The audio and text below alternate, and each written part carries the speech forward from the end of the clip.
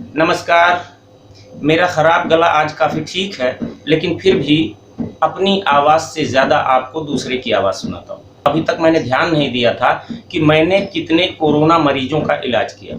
मैंने सरकार से कई बार माँग की थी कि मुझे कोरोना के मरीज दीजिए, मैं 3-4 दिन में पॉजिटिव से नेगेटिव कर सकता हूँ, ऐसे तरीके हैं।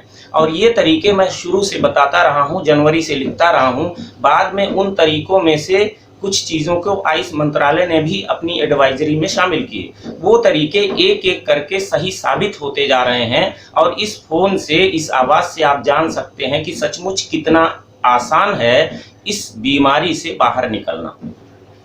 और मज़ेदार ये है कि जिस महिला मरीज की आवाज़ मैं सुनाने जा रहा हूँ, ये सिर्फ़ एक बीमारी से ग्रस्त नहीं है।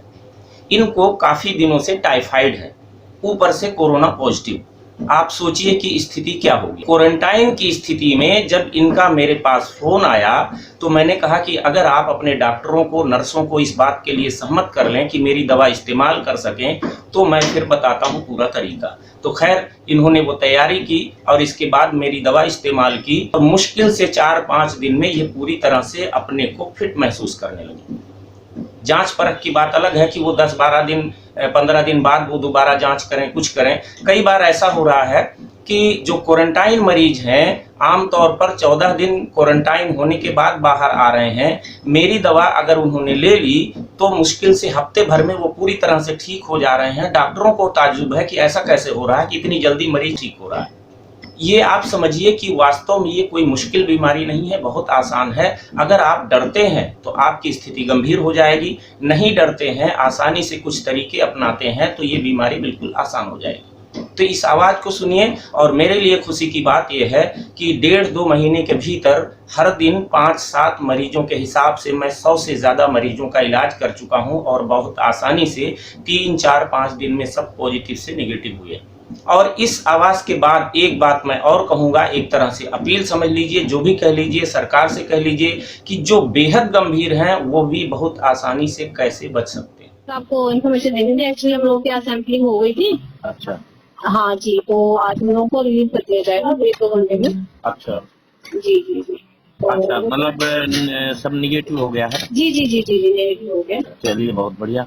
हाँ, तो बस मैं कहेगा मेरे और क्या निर्देश है हमारे लिए, मतलब और अब हम क्या करेंगे, मतलब जो आपने अभी मेडिसिन दी है ये हम रेगुलर ले, है ना?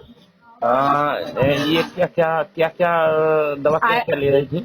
क्या बोलते हैं, अश्वगंधा और वही काली फास, पेरमपॉस और काली नूर। अच्छा, तो जी अब दो चीज है, अगर बुखार नहीं है बिल्कुल ठीक है, जी जी। तो फिर फेरम फास की कोई जरूरत नहीं है ठीक है। और काली म्यूर की भी जरूरत नहीं है। ठीक ठीक। बस एक काम कुछ दिन कर सकती हैं, जैसे जी अश्वगंधा कुछ दिन ले लीजिए जी। और काली फास भी कुछ दिन ले सकती हैं। अच्छा अच्छा। तो वो इसलिए कि जो ये नई रिसर्च आई है ना कि जिनको कोरोना हुआ या मान जी लीजिए जिनको गंभीर हुआ नहीं हुआ जो भी है, जी जी जी। बाद में उनको अल्जाइमर का खतरा या डिप्रेशन का खतरा, कई तरह के डर इन्होंने दिखा जी दिए हैं, सब जी फालतू के जी। डर हैं। तो वो हो सकते हैं, लेकिन जिनको ज्यादा एलोपैथी चली होगी ना उनके लिए ये खतरा है, लेकिन अच्छा ये अच्छा। सारी बात बताते नहीं और काफी गड़बड़ करते हैं। हाँ बिल्कुल तो बिल्कुल। अब वैसे अगर आपने बीमारी के दौरान अश्वगंधा, काली फास ये सब लिया है, जी तो जी। कितनी भी गंभीर हाल हो आप समझ लीजिए आपको कोई भविष्य में खतरा नहीं होगा। अच्छा तो अच्छा। उसमें यह है कि अब 1-8 महीने आप चाहें तो काली जी फास और अश्वगंधा विशेष रूप से ये दोनों चला दीजिए। जितनी डैमेज सेल होंगी वो सब जी रिपेयर हो जाएंगी, नर्व वगैरह के जी जी या ब्रेन की जो भी हैं जो ये खतरा जी बता रहे हैं, तो ये इन दोनों से रिपेयर हो जाएंगी, तो जी। आप पूरी तरह से फिट रहेंगी। ठीक, काली फास और काली वो काली नूर ना? नहीं, काली अश्वगंधा सॉरी। फास और अश्वगंधा। अश्वगंधा, अच्छा अच्छा ठीक ये है। दोनों तो ठीक ठीक। तो तो बाकी तो जो हमारा रेगुलर मतलब डाइट है वो तो उस हिसाब से चले, कोई प्रॉब्लम ही नहीं है। हाँ हाँ हाँ, नहीं बिल्कुल बिल्कुल, सब डाइट वाइट कहीं कुछ नहीं, सब खाइए पीजिए, कोई दिक्कत नहीं है। अब वैसे भी एक बार आपको हो गया तो आपको जल्दी वैसे भी नहीं होगा ये सब। अच्छा अच्छा। जैसे अब मेरे को अभी अभी तो मैं भगवान जैसे फीवर नहीं आया है, हाँ। तो मेरे को टाइफाइड था जैसे मैंने आपको बताया था। अच्छा, हाँ तो हाँ। हाँ, तो टाइफाइड के क्योरेबल के लिए क्या करूँ मैं, जैसे मुझे क्योंकि अभी शायद अब आप अगर सजेस्ट करो तो मैं दोबारा से टेस्ट करवाऊँ तो टाइफाइड। एक काम कर सकती हैं, टेस्ट कराने पर तो टाइफाइड बहुत दिन तक पॉजिटिव आ सकता है। अच्छा अच्छा। जरूरी नहीं है कि आप ठीक हो गई हो तो पॉजिटिव ना आए। ना, वो अच्छा अच्छा हाँ, वो कुछ दिन तक तो पॉजिटिव आ सकता है। अच्छा। लेकिन आप एक काम ये कर सकती हैं कि हम्म अगर टाइफाइड का बुखार वगैरह का कुछ दिखता है तब तो हम्म, खैर बात कर लीजिएगा, और जी नहीं तो आप गिलोय जो होती है ना, जी जी। अश्वगंधा ये लेते रहिए दोनों। और हम्म, गिलोय जो है अगर बढ़िया ताजी वैसी मिल जाए तो हम्म, डंडियां तो जी जी 6 इंच डंडी आसपास जो है ना उसको कूट के, थोड़ा सा कूट के जी जी और काढ़ा बनाइए। तो जी सवेरे दोपहर शाम 3 बार आप ये काढ़ा लीजिए, 2 बार 3 बार। जी जी। तो ये लेकिन जब भी कीजिएगा 21 दिन जरूर कीजिएगा। अच्छा लगातार। हाँ, लगातार। तो अच्छा हो अच्छा। सकता है ये ज्यादा संभाव, थोड़ा पुराना होगा तो समय लग सकता है, नहीं तो जी इसी से हो सकता है आपका जो है जी काफी बैलेंस हो जाए। तीनों दोषों से जो भी बुखार पैदा जी होता है जी जी। उसको ये बैलेंस करने का काम करती है। अच्छा अच्छा अच्छा। हाँ। मैंने भी अभी तो यहाँ पे आ गई थी, नहीं तो उससे पहले जो आप बता रहे हैं वो डंडी ही मंगा ली थी। और मुझे किसी ने बताया था कि सॉरी गिलोय में मतलब नीम नीम की भी कोई अलग सी गिलोय होती है। नीम गिलोय होती है जो नीम के पेड़ पर चढ़ी पेड़ रहती पे। है ना। अच्छा अच्छा अच्छा हाँ, तो वो बहुत अच्छी मानी जाती है, लेकिन ना हाँ। मिले तो कोई बात नहीं, कोई भी गिलोय मिल अच्छा जाए। अच्छा अच्छा अच्छा। मतलब वो ताजी सही रहेगी। मैंने वैसे अपने घर पे भी ताजी अच्छी है, बाकी तो मजबूरी में गिलोय गणपति या हाँ हाँ हाँ। गिलोय सोरस करके स्वामी रामदेव का आता रहता है, जी या जी और लोगों का भी आता होगा। लेकिन जी ये जी। सब मजबूरी में इस्तेमाल कीजिए मजबूरी जब नहीं मिले कोई, अच्छा अच्छा। क्योंकि सब में कुछ न कुछ प्रिजर्वेटिव या हाँ हाँ हाँ कोई सही चीज बात। दूसरे रूप में जब बटी गुटिका बनती है ना तो वो चीज जी होती है, उनका अपना जी इस्तेमाल है।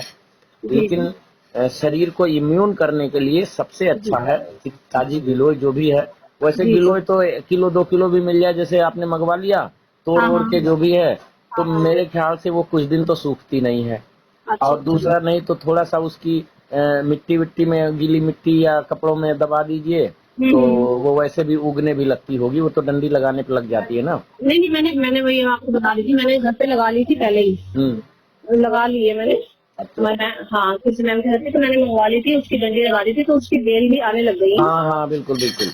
तो उसमें हाँ। ये भी कर सकते हैं ना, जैसे मान लीजिए 150 डंडी है एक गमले में, एक तरफ से जो डंडी कटी है उधर से मिट्टी में कर दिया, तो अच्छा एक तो मिट्टी से उसको पोषण भी मिल जाएगा, और जी पत्ते वत्ते निकलने लगे तो वो ताजी जी एक तो बनी भी रहेगी। एक जी एक को रोज निकालिए, 21 दिन तक लीजिए, ज्यादा लेना हो तो ज्यादा भी लीजिए, कोई दिक्कत नहीं। कोई दिक्कत नहीं है। अच्छा अच्छा अच्छा। तो ये जो है ये इतना जी कर लीजिए, बाकी कोई जी दिक्कत हो तो फिर बताइएगा, तो वो मैं होम्योपैथी जी उस हिसाब से जी जी जी बताऊंगा। बस। थैंक चलिए, यू बस अच्छा है आपके कि सपोर्ट के लिए। इनको रिलीज करने में कितना दिन लगा? इनको टोटल मैं कह सकती हूँ 12 दिन लगे। 12 दिन लगे, चलिए हाँ हाँ 14 दिन से फिर भी पहले है। हाँ और हाँ हाँ। उसमें यह है कि अगर एलोपैथी वगैरह नहीं चली होती तो जी जी। आप 5-6 दिन में, मैक्सिमम 4-5 दिन में ठीक हो। वही टाइफाइड थोड़ा हाँ मतलब हाँ हाँ मुश्किल टाइफाइड की करता, वजह से। अलग बात जी है। जी जी लेकिन जी। 5-6 दिन में, एक हफ्ते ही में आप रिलीज हो जाती, कोई दिक्कत नहीं। अच्छा अच्छा अच्छा। हाँ वो टाइफाइड की वजह से थोड़ा सा हो गया हाँ। प्रॉब्लम। हाँ हाँ हाँ हाँ। नहीं, ठीक। चलिए बहुत अच्छा है वो। जी जी बहुत जी। चलिए बस थैंक यू शुभकामना, फॉर बिल्कुल सपोर्ट। बिल्कुल। जी जी। फिर भी अगर कोई दिक्कत होगी तो फिर मैं आपको पूछूंगी। हाँ हाँ, एकदम ठीक एकदम। ठीक है। चलिए, नमस्कार। Thank you. नमस्कार नमस्कार। आपने सुना। अब आप समझ सकते हैं कि चीजें वास्तव में कितनी कठिन या कितनी आसान हो सकती हैं। अब मैं जो आखिरी बात कह रहा हूं वो है वेंटिलेटर पर पहुंचे हुए या पहुंच रहे लोगों के लिए। वेंटिलेटर पर पहुंचने के बाद आप खुद सोच सकते हैं कि जीवित बचे रहने की आशा कितनी होती है। 100 में से 4-6 मरीजों की, और वह भी राम भरोसे। लेकिन मेरा जो तरीका है उस तरीके से कम 50-60 लोग बड़ी आसानी से वेंटिलेटर से बचाए जा सकते हैं। आपको आश्चर्य लगेगा कि मैं यह क्या बोल रहा हूं, लेकिन मैं सच बोल रहा हूं। सच इस नाते बोल रहा हूं कि मेरा तरीका होम्योपैथी और आयुर्वेद का है, और होम्योपैथी खास तौर से वेंटिलेटर से बाहर ला सकती है। आपको अजीब लगेगा, क्योंकि ऐसी स्थिति में तो आदमी होम्योपैथी को तो याद भी नहीं करेगा, तुरंत भागेगा एलोपैथी के पास। लेकिन आसान इसलिए है, वह रहस्य आपको बताता हूं कि देखिए, होम्योपैथी का एक तरीका है, ये लक्षणों के आधार पर चलती है। लक्षण जितने साफ होंगे, जितने साफ पकड़ में आएंगे, बीमारी उतनी आसानी से ठीक की जा सकती है। इससे कोई मतलब नहीं है कि बीमारी बहुत गंभीर है या बहुत आसान है। लक्षण अगर साफ नहीं समझ में आते तो सर्दी जुकाम भी नहीं ठीक होगा, लेकिन लक्षण अगर साफ हैं, स्पष्ट हैं, तो कैंसर जैसी बीमारी भी होम्योपैथी से आराम से ठीक हो जाती है। तो बात यह है, जब भी कोई बीमारी बहुत गंभीर स्थिति में आती है, आमतौर पर ऐसी एक्यूट या इस तरह से महामारी वाली चीज़ें, तो आप समझ लीजिए कि लक्षण बहुत साफ उभरते हैं, बहुत साफ पकड़ में आते हैं। और इस नाते ऐसी स्थितियों में होम्योपैथी की 2-4 खुराकें आपकी ज़िंदगी बचा सकती हैं। मैं सरकार से भी अपील कर रहा हूँ, आप सबसे भी, कहीं कोई ऐसा फंस जाए तो वो तरीके भी मैं बता सकता हूँ कि किस तरह से आप खुद इसको आसानी से काबू में करने का काम कर सकते हैं। लेकिन ये पूरा तरीका बताने से पहले मुझे सोचना पड़ेगा कि कहीं और वीडियो की तरह यह भी न डिलीट हो जाए। यह सोच समझकर मैं किसी वीडियो में ये पूरा तरीका भी आपको समझा दूंगा, और जो लोग भी ऐसी स्थिति में पहुंच रहे हैं वो खुद से अपने आप को बचाने का काम कर सकते हैं। आज बस इतनी सी बात। बहुत बहुत धन्यवाद। वंदे मातरम।